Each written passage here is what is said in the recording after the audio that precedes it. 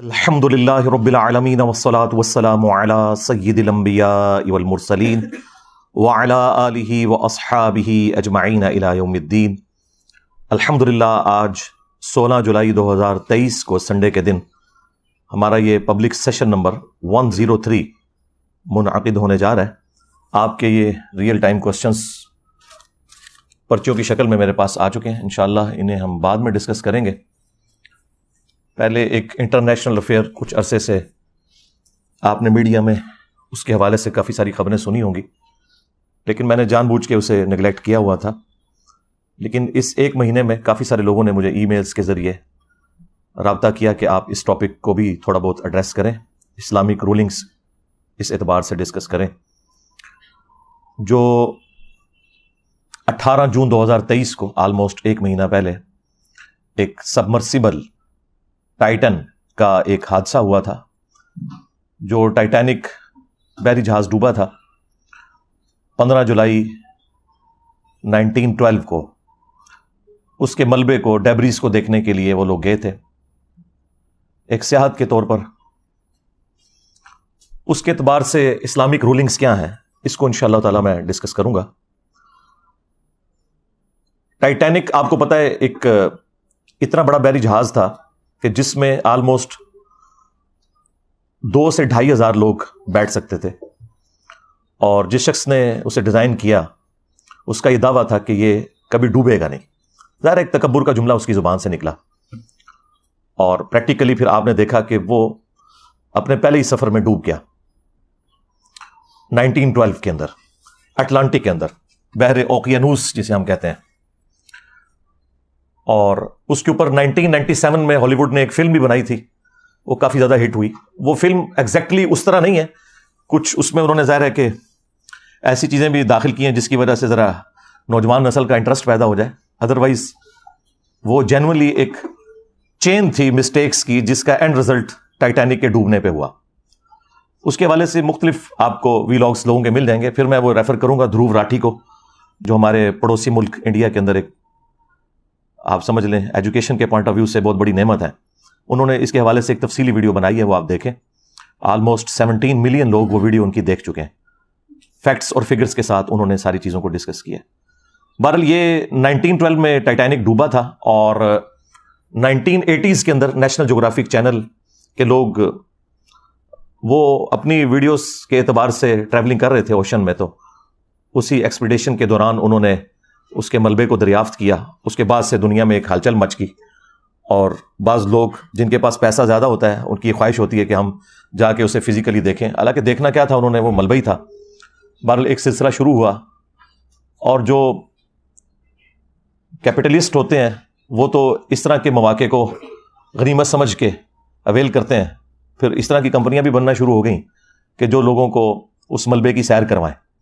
اسی میں ایک کمپنی اوشن گیٹس کے نام سے، انہوں نے ایک ٹائٹین، یعنی وہ ٹائٹینک کی نسبت سے ہی، جس طرح آپ کی وہ قادری چشتیہ نسبتیں ہوتی ہیں نا، تو یہ قادری نسبت عبد القادر جیلانی کی وجہ سے قادری ہے نا، تو یار عبد القادر جیلانی کی وجہ سے اگر قادری ہو سکتا ہے تو ٹائٹینک کی وجہ سے ٹائٹین کیوں نہیں ہو سکتی؟ ٹھیک ہے، تو وہ ایک سبمرسیبل انہوں نے ڈیزائن کیا۔ اس میں میجورٹی پورشن انہوں نے کاربن فائبر کا بنایا ہوا تھا۔ یہ 3 ہی دھاتیں ہیں جو اس اعتبار سے زیادہ سٹریس کو برداشت کر سکتی ہیں، پریشر کو لے سکتی ہیں، سٹیل اور دوسری ٹائٹینیم تو بہت مہنگی دھات ہے، ہمارے یہ میزائل ٹیکنالوجی میں بھی وہ یوز ہوتی ہے، اور تیسری یہ کاربن فائبر۔ لیکن ابھی تک جتنے بھی یہ سبمرسیبلز بنائے گئے تھے یا سب میرینز، یہ 2 الگ چیزیں ہیں۔ سب میرینز آپ دوزیں وہ ہوتی ہیں جن کے اندر پورا سسٹم، انجن اور سب کچھ لگا ہوتا ہے، ان کا پورا کنٹرول اس کے اندر ہوتا ہے، اور وہ خود سے اندر جا سکتی ہیں اور باہر نکل سکتی ہیں۔ ظاہر ہے وہ پانی کے پوائنٹ آف ویو سے اس میں جب داخل کرتے ہیں اس کا وزن بڑھ جاتا ہے، وہ نیچے چلی جاتی ہیں۔ یہ جو انہوں نے ٹائٹین بنائی ہوئی تھی یہ سبمرسیبل تھی، یہ سب میرین نہیں تھی، یعنی اس کے اندر خود کوئی انجن وغیرہ نہیں تھا۔ یہ اوپر جو بحری جہاز انہوں نے کھڑا کیا ہوا تھا اسی کے رحم و کرم کے اوپر تھی یہ۔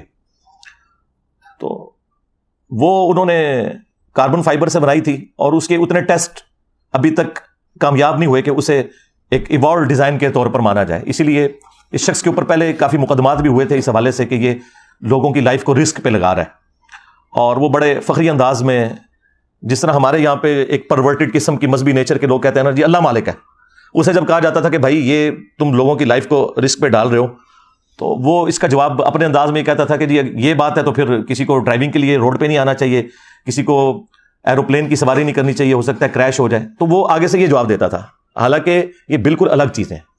آپ ونس اپنے سارے کے سارے معاملات کو سیدھا کر لیں، اس کے بعد آپ اللہ پہ توکل کریں. لیکن یہ نہیں ہو سکتا کہ آپ صرف بسم اللہ پڑھ کے اور ساکٹ میں 2 انگلیاں دے دیں انشاءاللہ ضرور مریں گے. ٹھیک ہے. ہاں جتنی دعائیں آپ دیکھیں احادیث کے اندر آئی ہیں نا، وہ 7 الفاظ ہیں ناگہانی آفت، جو آپ اپنے اوپر خود اپلائی کرتے ہیں نا، قدرت کا قانون وہ اپلائی ہو جائے گا. اگر کوئی شخص سخت سردیوں میں ننگے پاؤں زمین پہ چلے گا تو انشاءاللہ ضرور بیمار ہوگا. یہ ذہن میں رکھیے گا. جب آپ اپنے اوپر خود تقدیر کو غالب کرتے ہیں تو وہ پھر اپلائی ہو جاتی ہے. کوئی دعا پڑھ کے کوبرا سانپ کے منہ میں ہاتھ دے گا تو انشاءاللہ تعالیٰ نہیں بچے گا. یہ کہیں نہیں آیا کہ آپ نے جان بوجھ کے اپنے اوپر کوئی چیز اپلائی کرنی ہے. تو ناگہانی آفات کا ذکر ہوتا ہے اس طرح کی احادیث کے اندر. لہذا اس کا ٹرو سینس بھی آپ نے سمجھنا ہے. بہرحال وہ جو ہونا تھا وہ ہو گیا، جو اس کی خواہش تھی انورٹڈ کاماز کے اندر. یعنی اتنا بڑا ایک حادثہ ہوا، 5 لوگوں کی جان چلی گئی اس کے اندر، اور مرنے والے چونکہ امیر لوگ تھے اس لیے شور شرابہ بھی زیادہ ہوا. ٹائٹینک کا بھی شور شرابہ اس لیے زیادہ ہوا کہ اس میں سارے امیر لوگ تھے، اور اس میں بھی امیر لوگ کیا، پاکستانی آج کی آپ سمجھ لیں آلموسٹ 7.5 کروڑ روپے کا ایک ٹکٹ تھا.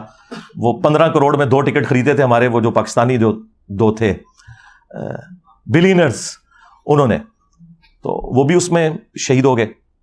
بہرحال پیرلل میں اسی وقت آپ دیکھیں کہ یونان کے پاس ایک کشتی کو بھی حادثہ پیش آیا جس کے اندر آلموسٹ 700 لوگ سوار تھے اور 500 سے زیادہ اس میں بھی شہید ہوئے. لیکن اس کی خبر اس طریقے سے دنیا میں نہیں آئی کیونکہ وہ مرنے والے غریب لوگ تھے، تارکین وطن تھے. باقی وہ جو اللیگل طریقے سے جا رہے تھے وہ تو چیز غلط ہے، لیکن انسانی جان کی تو حرمت ہے نا. وہ تو سورۃ المائدہ میں اللہ تعالیٰ نے واضح فرمایا کہ جس نے ایک جان کو بھی ناحق قتل کیا سوائے 2 ایکسیپشنز کے، یا وہ شخص فساد فی الارض کرنے والا تھا یا وہ قتل کے بدلے قتل والا معاملہ، اور وہ بھی جوڈیشری کے تھرو. ان 2 استثناء کے سوا کسی نے اگر کسی ایک جان کو بھی قتل کیا تو گویا اس نے پوری انسانیت کا قتل کر دیا، اور جس نے ایک جان کو بچایا گویا اس نے پوری انسانیت کو بچا لیا. بہرحال وہ غریب لوگوں کا تو اتنا کوئی پرسان حال نہیں تھا. بعد میں جب تھوڑی بہت ہمارے جیسے جن کو آپ لبرلز کہتے ہیں انہوں نے آواز اٹھائی تو اس کی وجہ سے دنیا کو ہوش آیا کہ یار یہ غریب لوگ بھی مرے ہیں، ان کے بارے میں بھی کوئی خبر آنی چاہیے. تو وہ جو 5 لوگ اس حادثے میں جاں بحق ہوئے، ان میں اس ٹائٹین کا خود مالک بھی تھا، وہ بھی اس میں بیٹھا ہوا تھا. شاید اسی کی وجہ سے لوگوں کو یہ کانفیڈنس آیا کہ یہ اس کے اندر بیٹھا جا سکتا ہے. لیکن اس کے بیٹھنے سے کیا فرق پڑنا تھا، وہ تو ڈوب گئی. کوئی چھوٹا موٹا سفر نہیں تھا. 12,000 فٹ سمندر کی تہہ کے اندر، تو یہ آلموسٹ آپ سمجھ لیں 4 کلومیٹر بنتا ہے، جہاں پہ جا کے آلموسٹ 400 ٹائمز پریشر زیادہ ہو جاتا ہے جو کہ ہم ساحل سمندر کے اوپر یا سمندر کی اوپر والی سرفیس کے اوپر فیل کرتے ہیں. تو اس کے اندر تو کچومر نکل جائے گا بندے کا اگر وہ پھٹتی ہے. اور وہ پھٹی آپ کو پتا کتنی دیر میں جی 1 ملی سیکنڈ کے اندر، جو آنکھ ریکارڈ بھی نہیں کر سکتی. امپلوڈ ہو گئی. ایک ایکسپلوڈ ہونا نا چیز کا کہ پھٹنا ایسے، ایک ہے کہ باہر سے اتنا پریشر لگا کہ اس کا کچومر نکل گیا. اور اس حادثے نے دنیا کو یہ سبق سکھایا کہ جو لوگ یعنی اسباب کو صحیح طریقے سے اڈاپٹ نہیں کرتے اور پھر اس قسم کے جب حادثات ہوتے ہیں تو اس کے بعد سب سے پہلے اپنے آپ کو ملامت کرنا چاہیے. ہاں اگر آپ نے اسباب صحیح طریقے سے اڈاپٹ کیے اور پھر کوئی ایک حادثہ ہو جائے وہ ایک معاملہ الگ ہے. اس کے بارے میں تو واضح حدیث موجود ہے صحیح مسلم کے اندر، اے ابو ہریرہ جو چیز تجھے نفع دے اس کے لیے خوب کوشش کرنا، کاہلی نہ کرنا، سستی نہ کرنا، اور پھر اللہ سے مدد طلب کرنا. یہ نہیں ہے کہ آپ خالی پیپر کے اوپر دروشی پڑھ کے پھونک کے آ جائیں، انشاءاللہ فیل ہو جائیں گے. جو چیز تجھے نفع دے اس کے لیے کوشش کرنا، سستی نہ کرنا، کاہلی نہ کرنا، اور پھر اللہ سے مدد طلب کرنا. پھر بھی اگر رزلٹ تیرے خلاف آئے تو پھر کہنا جو اللہ کی مرضی. پھر آپ نے یہ کہنا جو اللہ کی مرضی، اور یہ نہ کہنا کہ اگر یہ ہو جاتا تو اگر وہ ہو جاتا، اگر مگر شیطان کا دروازہ کھول دیتا ہے. یعنی اس کا مطلب یہ نہیں کہ آپ اپنے اس اسکیجول کو ریوزٹ نہیں کر سکتے، وہ کریں آپ ضرور. لیکن ہوتا ہے نا بعض لوگ پیڑ ڈال کے بیٹھ جاتے ہیں کہ بس میری زندگی ختم ہی ہو گئی جی، بس میرے کو ہو گیا جی. یہ معاملہ نہیں ہونا چاہیے. جو آپ بالکل ایک روگ لگا کے بیٹھ جاتے ہیں. کوشش پوری کریں, اپنی طرف سے محنت پٹ کریں, اور اس کے بعد معاملات اللہ کے اوپر چھوڑ دیں. بہرحال یہاں پہ وہ حادثہ ظاہر ایک تکلیف دہ چیز ہے, اور پاکستانیوں کے لیے اس اعتبار سے بھی تھا کہ پاکستانی بھی اس میں بیٹھے ہوئے تھے, اور اس کی وجہ سے ہماری خبروں کے اندر بھی وہ مسلسل چلتا رہا کہ جی اب اتنے گھنٹوں کی آکسیجن رہ گئی ہے, اور اب یہ ہونے والا ہے اور وہ ہونے والا ہے. الٹیمیٹلی وہی خبر آئی کہ جو نہیں آنی چاہیے تھی, لیکن بہرحال ایک معاملہ ہو گیا, حادثہ ہوا. اب اس کے اوپر اسلامک رولنگز کیا ہیں؟ سب سے پہلے تو آپ یہ سمجھ لیں کہ یہ جتنا فزیکل فینومینا آف نیچر ہے, قانون قدرت ہے, یہ اللہ تعالیٰ کے بڑے محکم قوانین ہیں, اور اگر یہ قوانین اس طریقے سے نہ چل رہے ہوں تو کوئی بھی سائنٹیفک انوینشن پاسبل نہ ہو. اگر آگ 10 دفعہ جلانے کے اوپر صرف 5 دفعہ جلے اور 5 دفعہ نہ جلے, پروبیبلٹی اس کی 50% ہو, تو پھر آپ کوئی انجن ڈیزائن نہیں کر سکتے, نہ ڈیزل انجن نہ پیٹرول انجن. یہ بڑے محکم قوانین ہیں. البتہ اللہ تعالیٰ ان قوانین کا کوئی پابند نہیں ہے, اس سے یہ باہر نہیں ہے. اسی لیے پوری انسانی تاریخ میں اکا دکا مرتبہ اللہ تعالیٰ نے اپنے قانون قدرت صرف پروفٹس کے لیے توڑے, اور اس کی وجہ یہ تھی کہ اللہ تعالیٰ نے ان کی نبوت کو منوانا تھا. لہٰذا ان چیزوں کو ایز اے رول نہیں آپ پیش کر سکتے. کوئی شخص یہ نہیں کہہ سکتا کہ میں بھی عیسیٰ ابن مریم کی طرح اولاد چاہتا ہوں اور میں نے شادی نہیں کرنی. تو وہ سیدہ مریم کے لیے خصوصیت تھی, اسے اسلام نے کبھی رول بنا کے پیش نہیں کیا.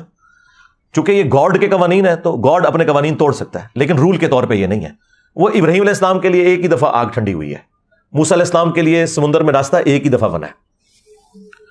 اس کے بعد تو مطلب یہ معاملات نہیں ہوئے ہیں, لوگ شہید ہی ہوئے ہیں. رومن امپائرز کی بیٹل فیلڈز کے اندر کئی صحابہ کرام ہیں جنہیں تیل کے کڑاؤں میں زندہ جلایا گیا ہے, روسٹ ہو گئے ہیں, نہیں بچے. کتنے ہیں جو سمندر میں ڈوب کے غرق ہو گئے, نہیں بچے. تو یہ معاملات جنرل رول نہیں ہے. جنرل رول اللہ تعالیٰ کے جو ہے وہی فزیکل فینومینا آف نیچر ہے, اور وہ اسی طریقے سے چلتے ہیں, اور ان کے اوپر کسی کا زور نہیں ہے. وہ آپ نے تمام اسباب اڈاپٹ کرنے ہیں. دیکھیں اللہ تعالیٰ ان تمام چیزوں کو اپنی طرف منسوب کرتا ہے. وَلَهُ الْجَوَارِ الْمُنْشَآتُ فِي الْبَحْرِ كَالْأَعْلَامِ, اور اسی کے ہیں جہاز جو سمندروں میں تیر رہے ہیں پہاڑوں کی مانند. وہ اس وقت بڑے بڑے بادبان والے جہاز ہوا کرتے تھے, تو اللہ نے فرمایا یہ میرے ہیں جو کہ یہ تیر رہے ہیں, اور یہ اللہ کے حکم سے تیر رہے ہیں. یہ سارے کے سارے معاملات اللہ تعالیٰ اپنی طرف اس لیے منسوب کرتا ہے کہ فزیکل فینومینا آف نیچر جو ہے, جو قدرت کے قوانین ہیں, یہ اللہ تعالیٰ نے محکم بنایا ہے. اگر یہ چیزیں نہ ہوں تو کوئی بھی چیز پاسبل نہ ہو. وہ ہمارے ایک فزکس کے پروفیسر ہیں ہود بھائی, وہ کہتے ہیں میں جہاز میں بیٹھا ہوا تو ایک بندے سے میں نے پوچھا یہ جہاز کون اڑا رہا ہے, تو اس نے کہا اللہ اڑا رہا ہے. تو وہ کہنے لگے کہ دیکھیں لوگ ہر چیز کو اس طرح منسوخ کرتے ہیں, تو ایک پورشن تو اس کا درست ہے, اللہ ہی اڑا رہا ہے. آج بوئنسی ختم ہو جائے تو یہ ہوائی جہاز نہیں اڑ سکتے. ایئر پاکٹس, میں نے خود سفر کیا ہے, بعض اوقات ایئر فلائٹ کے دوران ایئر پاکٹس آتی ہیں اور سینکڑوں فٹ اچانک جہاز نیچے آ جاتا ہے, کیونکہ نیچے ہوائی غائب ہوئی ہوتی ہے وہاں پہ. تو یہ فورس آف بوئنسی اللہ تعالیٰ نے رکھی ہے. سائنس جو ڈیل کرتی ہے نا وہ فزیکل فینومینا آف نیچر سے کرتی ہے. ہاں, اور یہ سائنس کی عاجزی ہے کہ وہ اس سے پیچھے نہیں جاتی. وہ آپ کو یہ بتائے گی کہ یہ جو زلزلہ آتا ہے یہ ٹیکٹونک پلیٹس کی ڈسٹربنس کی وجہ سے آتا ہے. آپ ان سے یہ پوچھیں کہ یہ ایسا کیوں ہوتا ہے اور کس وقت میں ہوتا ہے, وہ کہتے ہیں it is physical phenomena of nature. اسی کے اندر تو قیامت مضمر ہے, یہ کون ڈیسائیڈ کرتا ہے؟ تو ہر فزیکل فینومینا کے پیچھے الٹیمیٹ ریزن گاڈ ہے. God is the only explanation of all the physical phenomena in this universe. ہم تو صرف ڈسکوریز کرتے ہیں. نیوٹن نے ڈسکوری کی ہے کہ گریویٹیشنل فورس ہے جو کہ کوئی بھی دو مٹیریل باڈیز ہیں وہ آپس میں ایک دوسرے کو اس فورس کی وجہ سے کھینچ رہی ہیں, جو ڈائریکٹلی پروپورشنل ہے ان کے ماسز کے اور انورسلی پروپورشنل ہے ان کے درمیان جو ڈسٹنس ہے اس کے اسکوائر کے. لیکن یہ اس نے دریافت کیا. اس رول نے ان مٹیریل باڈیز کو پیدا نہیں کیا.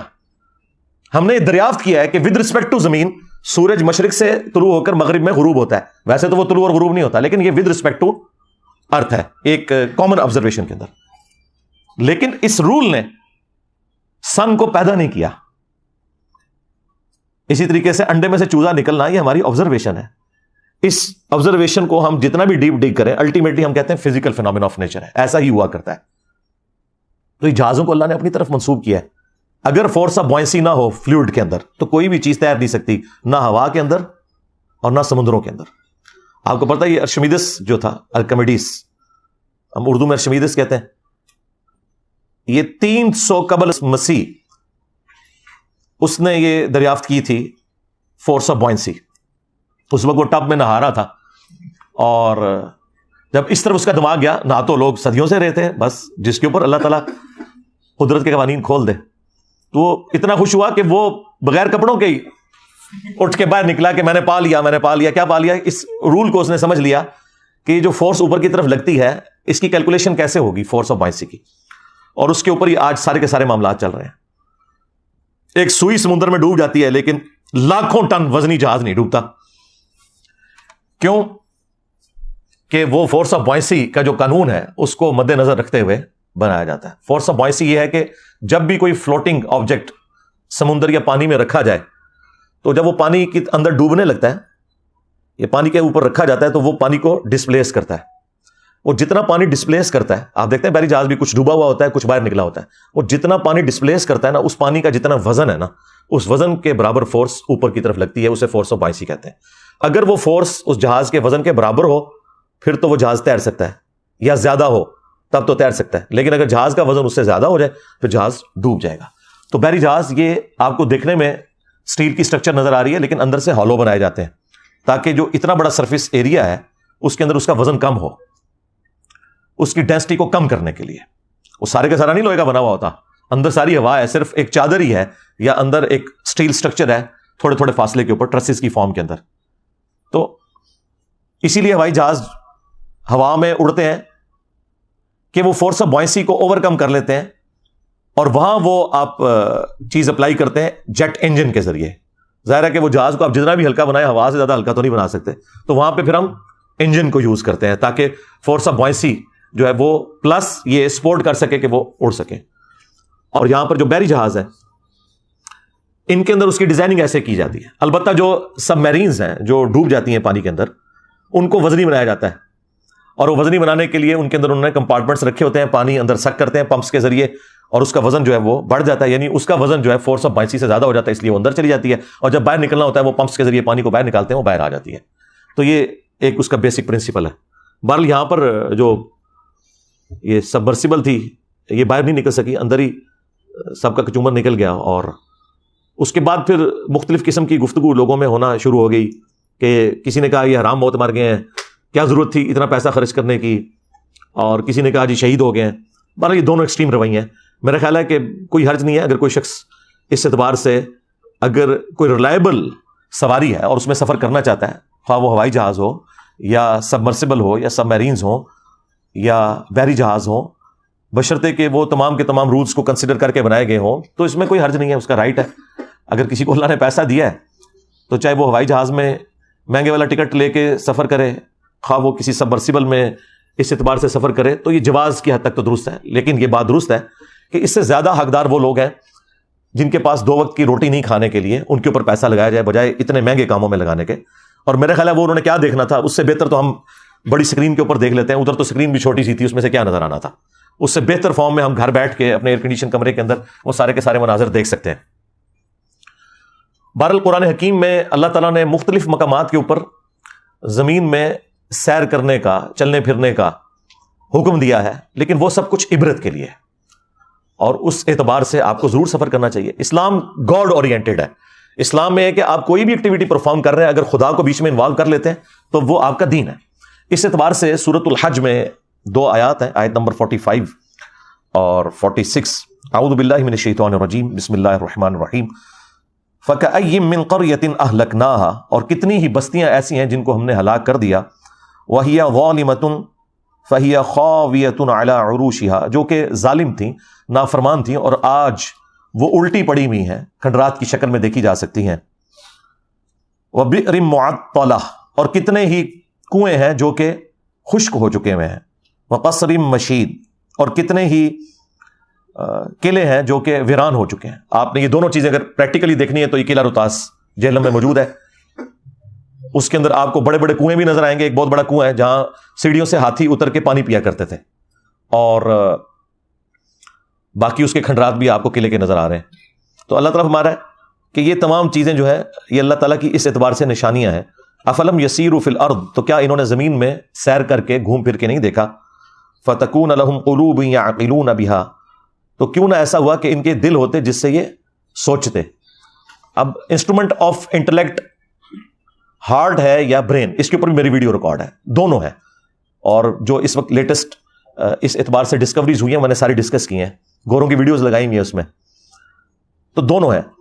وَآذَانٌ يَسْمَعُونَ بِهَا، یا ان کے کان ہوتے جس سے یہ سنتے، فَإِنَّهَا لَا تَعْمَى الْأَبْصَارُ، تو بے شک آنکھیں اندھی نہیں ہوتی، وَلَكِنْ تَعْمَى الْقُلُوبُ الَّتِي فِي الصُّدُورِ، بلکہ دل اندھے ہو جاتے ہیں جو سینوں میں ہے، اور دل سے مراد عقل، وہ سینے میں بھی ہو سکتی ہے، وہ دماغ میں بھی ہو سکتی ہے، دونوں چیزیں درست ہیں۔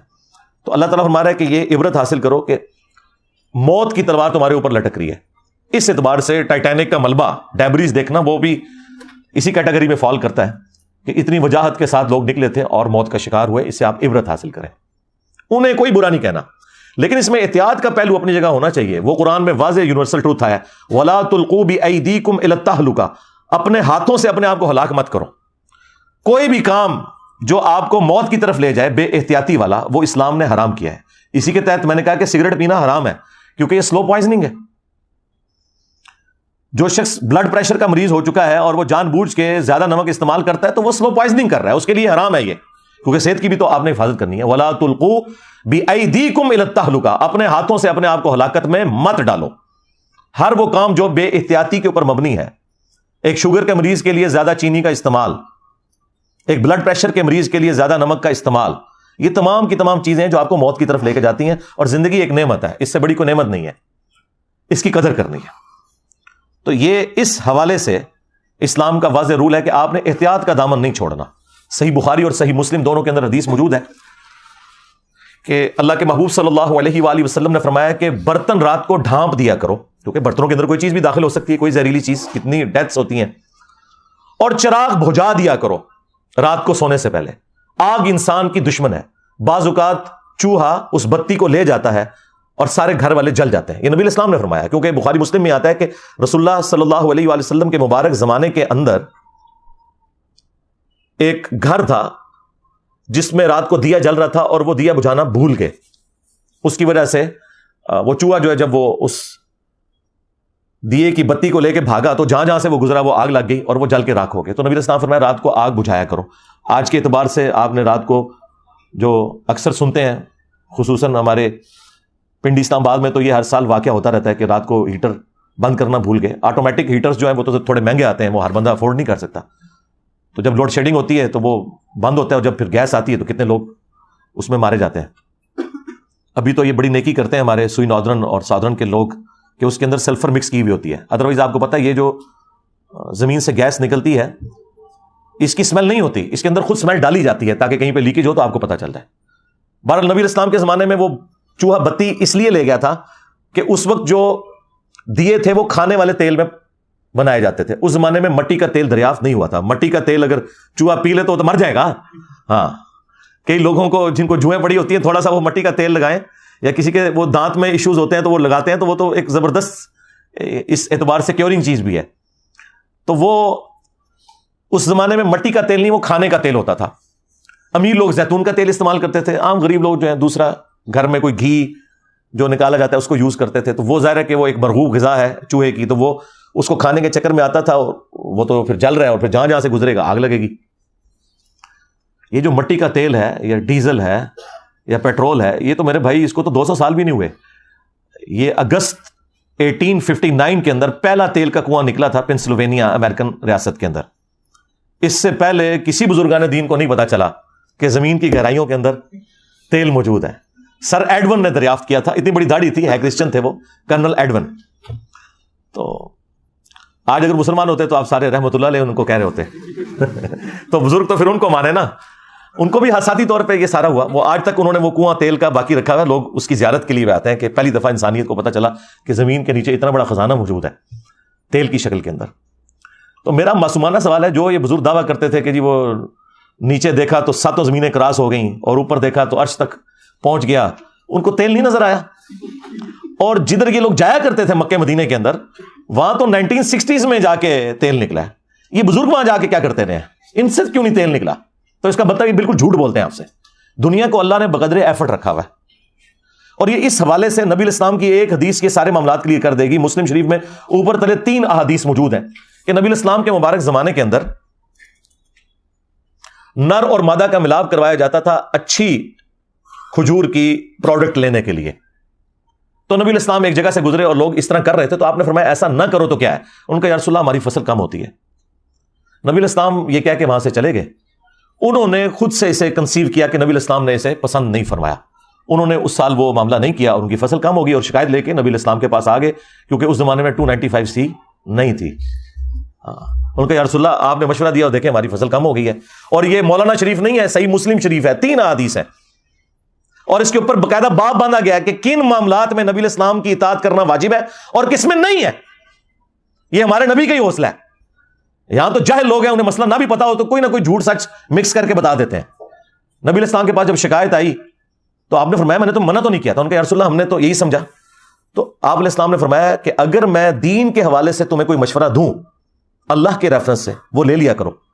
البتہ تمہارے دنیاوی امور کے اندر اگر میں کوئی مشورہ دوں تو وَأَنْتُمْ أَعْلَمُ بِأَمْرِ دُنْيَاكُمْ، تم دنیا کے کاموں کو مجھ سے بہتر سمجھتے ہو۔ ظاہر نبی علیہ السلام کا تو ایکسپیرینس نہیں تھا کھجور کی فصل کے اعتبار سے، آپ کا ایکسپیرینس تھا بھیڑ بکریاں چرانے کے اعتبار سے، تجارت کے اعتبار سے، اور نبی علیہ السلام نے کوئی اس میں شرمندگی محسوس نہیں کی کہ تم دنیا کے کاموں کو مجھ سے بہتر سمجھتے ہو۔ اگر میں دینی معاملے میں کوئی مشورہ دوں وہ لے لو، دنیا میں کوئی مشورہ دوں تو تم بہتر سمجھتے ہو، اگر وہ مشورہ درست ہو تو لے لو، ادروائز وہ میری رائے ہے۔ ٹھیک ہے۔ آج لوگ اعتراض کرتے ہیں کہ جی نبی علیہ السلام نے ایٹم بم بنانے کا طریقہ کیوں نہیں آپ کو بتایا؟ اس لیے کہ نبی علیہ السلام ہمارے ہدایت کے امام تھے، انہیں اللہ تعالیٰ نے اس فیلڈ کے لیے نہیں بھیجا ہوا تھا۔ قرآن بھی کوئی سائنس کی کتاب نہیں ہے، سائنس کی کتاب ہے، فزیکل فینومینا آف نیچر جو ایک کامن آبزرویشن کے اندر ہے۔ باقی اتنی ڈیٹیلز تو بتانے کی ضرورت نہیں ہے، وہ انسانیت نے وقت کے ساتھ خود لرن کرنی ہے۔ جب اللہ نے آپ کو برین دے دیا ہے تو کریٹر آف برین جو ہے اس نے اتنی بڑی دولت آپ کو دے دی ہے کہ اس کے بعد کوئی اور ذریعہ نہیں ہے جس کو آپ کہیں کہ یہ سب سے بڑا ذریعہ ہو سکتا ہے خدا تک پہنچنے کا۔ دماغ بہت بڑا ذریعہ ہے۔ اللہ نے انسان کو وقت کے ساتھ یہ ایوولوشن کرائی ہے، ترقی کروائی ہے۔ بہرحال نبی علیہ السلام نے کہا کہ میں اگر دنیا کے اعتبار سے کوئی مشورہ دوں تو تم بہتر سمجھتے ہو اپنے کاموں کو۔ تو یہاں پہ نبی صلی اللہ علیہ وآلہ وسلم نے یہ مشورہ دیا کہ رات کو دیے بجھا دیا کرو۔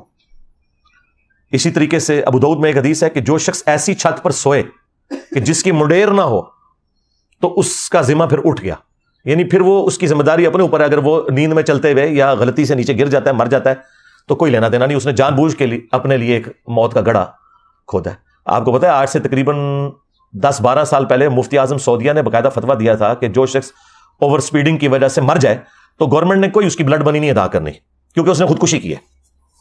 ظاہر ہے بھی یہ چیزیں ڈیزائن ہوئی ہیں نا، آپ ان لمٹس کو کراس کرتے ہیں تو اس کا یہ مطلب نہیں ہے کہ اگر آپ 2 دفعہ بچ گئے تو تیسری دفعہ بھی بچ جائیں گے، یہ ضروری تو نہیں ہے۔ تو اپنی وہ ساری احتیاطیں لے کے چلنی ہے۔ تو نبی علیہ السلام کا یہ فرمانا کہ جو بغیر منڈیر کے چھت پہ سوئے اس سے ذمہ اٹھ گیا، اب وہ خود ذمہ دار ہے اپنے معاملات کا۔ مطلب یہ ہے کہ آپ نے پوری احتیاط کر کے چلنا ہے۔ ہاں پوری احتیاط کی، اس کے بعد کوئی کیٹاسٹرافک کنڈیشن آ گئی تو ٹھیک ہے، وہ اللہ تعالیٰ کی طرف سے کسی شخص کا دنیا سے ایگزٹ ویسے ہی لکھا ہوا تھا۔ کسی نے شیر کے منہ میں جانا ہے، کسی نے ایئر کریش کے ذریعے مرنا ہے، کسی نے ہارٹ فیلئر سے مرنا ہے، کسی نے کڈنی فیلئر سے مرنا ہے، کسی نے روڈ ایکسیڈنٹ میں مرنا ہے۔ تو بہرحال اس طرح جو لوگ مر جاتے ہیں حادثاتی طور پر اسلام کی روح سے تو وہ شہداء ہیں۔ بخاری اور مسلم دونوں میں حدیث موجود ہے کہ نبی صلی اللہ علیہ وآلہ وسلم نے فرمایا 5 قسم کے لوگ شہید ہیں۔ نمبر 1 طاعون کے مرض میں، یعنی کوئی بھی جو وبائی امراض ہیں ان میں اس وقت ایک سمبل کے طور پر طاعون تھا۔ نمبر 2 پیٹ درد سے کوئی مر جائے۔ نمبر 3 پانی میں ڈوب کے مر جائے۔ نمبر 4 کسی دیوار کے نیچے دب کے مر جائے، یعنی زلزلے میں جس طرح لوگ مر جاتے ہیں۔ اور نمبر 5 جو اللہ کی راہ میں لڑتا ہوا مارا جائے۔ یہ سب کے سب لوگ اللہ کے حضور شہید ہیں۔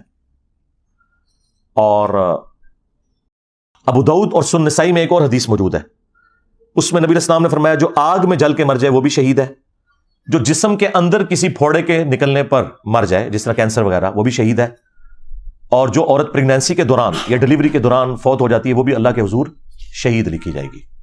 تو اس اعتبار سے ایک شہید والا معاملہ ہے، وہ اپنی جگہ ہے۔ لیکن جان بوجھ کے ایسے معاملات کرنا، اپنے آپ کو ہلاکت میں ڈالنا کہ وہ خودکشی کے زمرے میں آ جائے، تو وہ تو بڑا ایک سخت معاملہ ہے اسلام میں۔ بخاری مسلم میں حدیث موجود ہے، نبی علیہ السلام نے فرمایا کہ جو شخص جان بوجھ کے خودکشی کرتا ہے، سوئیسائڈ کرتا ہے کوئی شخص، پھر نبی علیہ السلام نے اسے ایکسپلین کیا، کوئی شخص تیز دھار کا آلہ اپنے پیٹ میں مارے یا زہر پی لے یا اپنے آپ کو بلندی سے گرا لے، تو جس طریقے سے وہ اپنے آپ کو موت کا شکار کرے گا، جہنم میں یہی عذاب اس کے اوپر مسلط کیا جائے گا، وہ بار بار اپنے آپ کو اسی طریقے سے تکلیف دیتا رہے گا، والعیاذ باللہ تعالی۔ حتیٰ کہ صحیح مسلم میں آیا کہ ایک خودکشی والے کا جنازہ لایا گیا تو نبی علیہ السلام نے کہا کہ میں اس کا جنازہ نہیں پڑھوں گا. آپ صلی اللہ علیہ وسلم خودکشی والے کا جنازہ نہیں پڑھتے تھے، لیکن چونکہ مسلمان ہے تو جنازہ ہوگا، وہ کافر نہیں ہے. لیکن جو ڈومیننٹ پرسنالٹیز ہیں انہیں پروٹیسٹ کے طور پر ایسے لوگوں کا جنازہ نہیں پڑھنا چاہیے تاکہ ڈسکریج ہو وہ سارا کا سارا معاملہ. ہمارے جہلم شہر میں آج سے آلموسٹ 14 سال پہلے میرے ایک اسٹوڈنٹ تھے، آلموسٹ 15-16 سال اس کی عمر تھی، اس نے حفظ کیا ہوا تھا، دعوت اسلامی کے وہ مدرسے میں پڑھتا تھا، تو نیا نیا میرے درس میں آنا شروع ہوا. پھر اس کے ساتھ کوئی ایسے معاملات ہوئے تو اس نے وہ تیزاب پی کے نا وہ خودکشی کر لی. جہلم کی تاریخ کا سب سے بڑا جنازہ ہوا تھا، لیکن میں نے جنازہ نہیں پڑھا، حالانکہ وہ اسٹوڈنٹ تھا. میں نے کہا میں نے نہیں جانا. اس کی وجہ یہ ہے کہ اس سے تو یہ چیز پھر پروموٹ ہوگی. خودکشی والے کا جنازہ نبی صلی اللہ علیہ وآلہ وسلم نے نہیں پڑھا، البتہ صحابہ کرام نے ضرور پڑھا. ظاہر مسلمان ہے، اسے دفنانا ہے، اور اگر اللہ چاہے تو اس کی مغفرت بھی کرے. وہ مسلم شریف میں ایک حدیث موجود ہے، ایک صحابی تھے سابقون الاولون میں سے، ہجرت مدینہ انہوں نے کی ہوئی تھی، تو انہیں کوئی بیماری ایسی لگی کہ انہوں نے پھر خودکشی کر لی، اپنی ہاتھ کی رگیں کاٹ لیں. اسی دوران وہ جب مر گئے تو کچھ عرصے بعد ایک دوسرے صحابی تھے، انہیں خواب میں دیکھا، اور خواب میں دیکھا کہ ان کی حالت تو ٹھیک ہے لیکن وہ ہاتھ انہوں نے کپڑے سے باندھا ہوا ہے اور چھپایا ہوا ہے. تو وہ کہتے ہیں میں نے ان سے پوچھا تمہارے ساتھ کیا معاملہ ہوا؟ انہوں نے کہا اللہ نے مجھے بخش دیا ہجرت کی وجہ سے، نبی الاسلام کے ساتھی ہونے کی وجہ سے، البتہ یہ میرا ہاتھ جو ہے نا یہ اللہ نے ٹھیک نہیں کیا، کیونکہ اللہ نے فرمایا یہ تم نے خود خراب کیا تھا. تو یعنی بخشنے کے باوجود یہ معاملہ چل رہا ہے. پھر نبی الاسلام نے ان کے لیے دعا کی کہ اے اللہ اس کے ہاتھ کو بھی درست کر دے.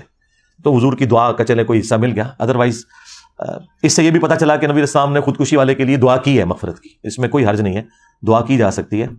لیکن یہ عمل ایسا ہے کہ اسے ڈسکریج کرنا چاہیے، اس کو پروموٹ نہیں کرنا چاہیے.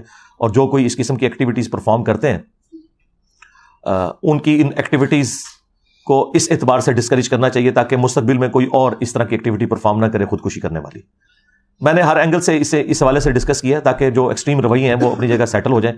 بعض لوگ جو ہیں وہ اسی شہادت کی کیٹیگری میں فال کروا رہے ہیں کہ جی پانی میں ڈوب کے مر گئے ہیں، اور بعض لوگ کہہ رہے ہیں نہیں انہوں نے خودکشی کر لی ہے، انہوں نے جان بوجھ کے ایسا معاملہ کیا ہے. بعض لوگ کہہ رہے ہیں کہ جی وہ فضول خرچی والا ایک ایلیمنٹ بیچ میں آ گیا. یہ ساری چیزیں اپنی جگہ درست ہیں، لیکن اگر کسی شخص کے پاس حلال کا مال ہے اور وہ اپنے اوپر خرچ کرنا چاہتا ہے تو اس کے اوپر کوئی ممانعت نہیں ہے. البتہ ایسا نہیں ہونا چاہیے کہ کوئی ایسا راستہ اڈاپٹ کرے کہ اس کی وجہ سے وہ موت کے منہ میں چلا جائے جان بوجھ کے. ہاں اگر احتیاط پوری کی ہوئی ہے تو ٹھیک ہے، کوئی حرج نہیں. اس کے بعد اگر کوئی شخص اس طرح کے حادثے کا شکار ہوتا ہے تو کوئی ایسا معاملہ نہیں ہے، لیکن اپنی طرف سے احتیاط پوری ہونی چاہیے. تو یہ میں نے ایک ادھار تھی گفتگو، میں نے اس وقت اس لیے نہیں کی کہ میں کوئی اس کو اتنی انٹرسٹ کی چیز سمجھ نہیں رہا تھا، کیونکہ ظاہر ہے ڈسکشن بھی اتنی ہو رہی تھی میڈیا کے اندر، لوگوں کو سمجھ آ رہی تھی کہ یہ کیا ہوا. لیکن اس کا یہ والا جو ایک پہلو تھا اسلام کے پوائنٹ آف ویو سے کیا اوپینین ہونا چاہیے اس قسم کی سیاحت کا، اور خدا نہ خواستہ اس دوران کوئی مارا جائے. اسی طریقے سے لوگ جو ہے یہ کو پہمائی والا معاملہ بھی کرتے ہیں، کوئی حرج نہیں ہے لیکن گریجولی کریں. اب یہ کوئی بہادری نہیں ہے کہ بغیر آکسیجن کے جی اتنے میں نے بلندی پہ چلا گیا ہوں. یعنی اپنی احتیاط تو ساری کی ساری کرنی ہے. ہماری انجینئرنگ کی فیلڈ کے اندر بھی یعنی میں تو کسی کو اس طرح کام کرتے ہوئے دیکھوں تو میں اسے ڈانٹتا ہوں. کوئی گرائنڈر چلا رہا ہے اور اس نے چشمہ نہیں لگایا ہوا، ٹھیک ہے، اسی طریقے سے ماسک نہیں پہنا ہوا، تو یہ آپ انہیل کر رہے ہوتے ہیں ہر چیز. اور بعض اوقات پھر آپ کو پتا ہے کوئی اتنی سی چھوٹی سی ایک ڈیبری ٹوٹ کے کسی مٹیریل کی آنکھ میں جا کے لگتی ہے، بینائی ضائع ہو جاتی ہے. تو اس سے پہلے آپ وہ احتیاط کیوں نہیں کرتے؟ اسی طریقے سے جو مشین کے اوپر کھڑے ہونے والے لوگ ہیں انہیں بالکل یہ شلوار قمیض نہیں پہننی چاہیے. کتنے لوگوں کی ڈیتھ ہوگی اس کی وجہ سے. وہ مخصوص لباس ہے جو آپ نے پہننا ہے. موٹر بائک پہ آپ بیٹھے ہوئے ہیں تو آپ نے ہیلمٹ کا استعمال ضرور کرنا ہے، اور وہ خالی اوپر پہننا نہیں ہے، اس کو نیچے سے ایسے لاک بھی کرنا ہے تاکہ جب آپ زمین پہ گرے ہیں تو وہ ہیلمٹ آپ کے سر کو بچائے. ادروائز اگر یہ لاک نہیں ہوگا تو ہیلمٹ پہلے اتر کے سائڈ پہ ہوگا، سر آپ کا پھر زمین کے اوپر لگ جائے گا. اس طریقے سے اگر گاڑی میں بیٹھے ہوئے ہیں تو سیٹ بیلٹ آپ نے باندھنی ہے. میں جب بھی بیٹھتا ہوں، ڈرائیور باندھے نہ باندھے، میں نے ضرور باندھنی ہوتی ہے اگر میں فرنٹ سیٹ پہ بیٹھا ہوں. آپ نے اپنی احتیاط پوری کرنی ہے، اس کے بعد اللہ کی مرضی. لیکن اگر آپ احتیاط نہ کریں اور آپ کہیں میں دعاؤں کے بلبوتے کے اوپر یہ سارے کے سارے معاملات چلاؤں گا تو میرے بھائی ایسا نہیں ہوا کرتا. بالکل ایسا نہیں ہوتا، ایسا تو نہیں ہوتا. ہاں وہ سارے کے سارے معاملات آپ نے لے کے چلنے ہیں. آپ دیکھیں نبی الاسلام نے میدان جنگ میں خود پہنا ہے، وہ سر کے اوپر ٹوپی پہنی جاتی تھی لوہے کی، ٹھیک ہے، زرہ بھی استعمال کی ہے، ہر چیز کی ہے. اس کے بعد آپ اللہ کے اوپر توکل کریں. ایسا نہیں ہو سکتا کہ آپ بسم اللہ پڑھ کے تو جناب میدان جنگ میں اتر جائیں اور آپ کہیں کہ جی اللہ بچائے گا. اس طرح نہیں ہے. وہ اللہ نے تو بچانے کے اسباب آپ کو بتائے ہوئے ہیں، لیکن آپ خود اگر اپنے آپ کو موت کے منہ میں دھکیلیں گے تو پھر اللہ تعالیٰ کی تقدیر ہی آپ کے اوپر غالب آئے گی، جو اللہ تعالیٰ کے رولز ہیں وہ اسی طریقے سے اپلائی ہوں گے۔ صلو علی محمد وآل محمد، اللہم صلی علی محمد وعلی آل محمد واصحاب محمد وازواج محمد وامت محمد اجمعین الی یوم الدین، آمین۔